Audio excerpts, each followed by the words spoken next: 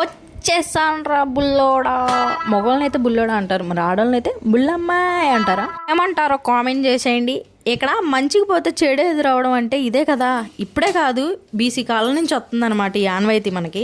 ముందు మనం ఎదట వాళ్ళకి సలహాలు సూచనలు ఇవ్వడం మానేస్తే బెటర్. అసలు ఎదట వాళ్ళ తప్పులు సరిదిద్దటానికి మనం ఎవరమండి? అసలు మన మాట వింటారా?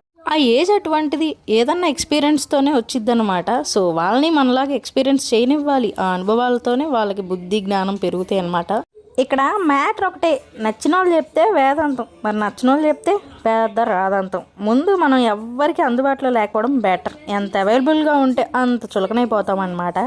ఎవ్వరికి మంచి చెప్పి చెడు అవ్వద్దు, శత్రువు అవ్వద్దు. మనం మన లిమిట్స్లో ఉన్నామనుకోండి, మన ఆరోగ్యం మన చేతిలో ఉంటుంది అనమాట. బాబాయ్ అసలు నీ మాట ఎవరైనా లేదు తల్లి అంటారేమో, నా విషయం పక్కన పెట్టండి. జీవితంలో ఒక్కసారైనా ఎక్స్పీరియన్స్ అయ్యే ఉంటుంది ప్రతి ఒక్కరికి, అవునా కదా? కామెంట్ చేసేయండి.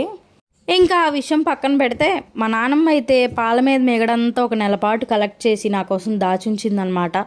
అడపగా దాస్తేనే ఒక డబ్బాడు అయింది. అది రెగ్యులర్గా 1 మంత్ పొల్లు పోకుండా దాచి ఉంచితే 2 డబ్బాలు అయ్యాయేమో. ఇందుకేనేమో ఆశకు హద్దు ముఖానికి శరం ఉండాలంటారు. ఏంటమ్మాయి డైలాగ్ మార్చి చెప్పామంటారా? మన అంతే కదా, మనం ట్రెండ్ ఫాలో అవ్వకూడదు, స్టిచ్ చేయాలన్నమాట. బేసిక్గా నెయ్యి అంటే నాకు కూడా బోల్డ్ అంత ఇష్టం. బట్ ఆ నెయ్యి మరిగేటప్పుడైతే ఆ దరిదాపుల్లో కూడా ఉండబుద్ధి కాదు. ఆ స్మెల్ ఏందోలా వచ్చింది కదా.